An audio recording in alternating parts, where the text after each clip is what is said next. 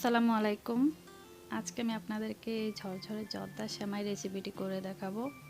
আশা করছি আপনাদের ভালো লাগবে। যদি ভালো লাগে তাহলে লাইক কমেন্ট শেয়ার করবেন। আর যারা আমার চ্যানেলে নতুন প্লিজ আমার চ্যানেলটি সাবস্ক্রাইব করে আমার পাশে থাকবেন।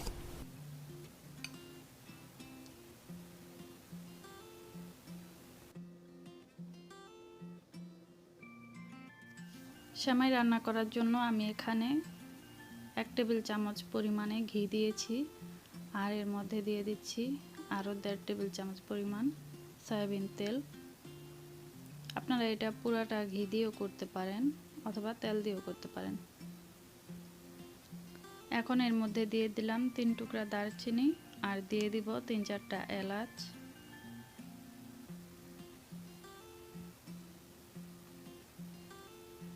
দিয়ে দিচ্ছি একটি তেজপাতা।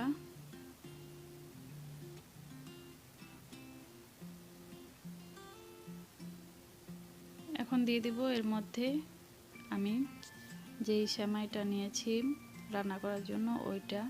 এখানে আমি 150 গ্রাম সেমাই নিয়েছি। 150 গ্রামের যে প্যাকেট থাকে ওইটা প্যাকেট আমি নিয়েছি। 2 মিনিটের মতো একটু ভেজে নিব তেলের মধ্যে।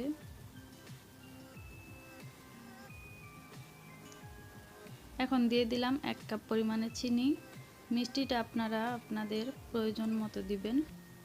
আমার এখানে 1.5 কাপ চিনি আমি ইউজ করব। এখন দিয়ে দিলাম 1 কাপ পরিমাণে পানি। পানির পরিমাণটাও সেমাইয়ের অনুযায়ী দিতে হবে, কারণ অনেক সেমাই তাড়াতাড়ি সিদ্ধ হয়, অনেক সেমাই সিদ্ধ হতে একটু টাইম লাগে। তাই পানির পরিমাণটা একটু কম বেশি হতে পারে, তো সেটা আপনারা একটু আন্দাজ করে দেন।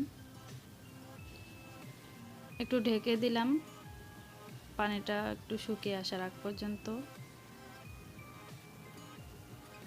তো আমার পানিটা শুকিয়ে গেছে। এখন একটু দেখবো আমি চেক করে যে সেমাইটা সিদ্ধ হয়েছে কিনা। তো মোটামুটি সিদ্ধ হয়ে গেছে, আর 5 মিনিটের মতো রাখলে সেমাইটা সিদ্ধ হয়ে যাবে। এখন দিয়ে দিলাম কিছু বাদাম আর কিছু কিশমিশ। একটু নেড়ে চেড়ে আবারও একটু ঢেকে রাখবো আমি। চুলার আঁচটা একটু লোয়ে রাখতে হবে, নয়তো নিচে দিয়ে লেগে যেতে পারে।